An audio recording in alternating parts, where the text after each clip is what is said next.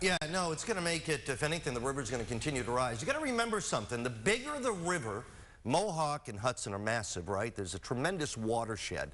And, you know, with the warm day expected tomorrow, record-breaking temperatures, that will continue to cause the rivers to rise slowly, at least for another 24 hours, maybe even a little bit longer until it gets a little bit colder.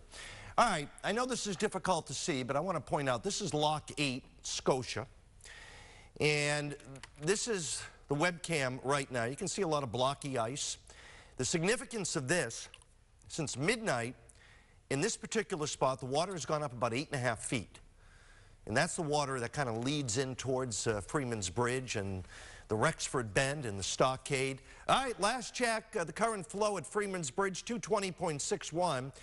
That's about 7 inches above the flood stage of 220 feet. Looks like it's going to crest over 221. That's significant. Thursday morning, late Wednesday night, Thursday morning crest time. Since 2 o'clock, the stockade's gone up about 4 feet.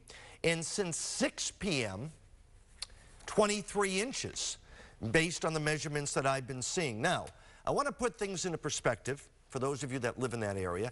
220, we get a little bit of water into Riverside Park. At 228, it's in the Stockade, Ingersoll Ave and Ferry Street. At 222 feet, that's when it really becomes significant. 3/4 of Ingersoll Ave and a half of Ferry Street and North Ave flood. And Shanoe Ave in Scotia, that's when homes start to get water in their basements and water in their backyards. So as it goes up every foot, and don't forget, we're over 220 right now, and it's still rising. Every foot that it goes up from here on out, the flooding becomes more widespread and more significant. It's been rising, my best estimate, about 1 inch to 1.5 inches every 15 or 20 minutes. That's a pretty good rise. We'll have much more in the forecast and tell you how warm it's going to be tomorrow. All-time records later in the newscast. Tim? All right, Ken.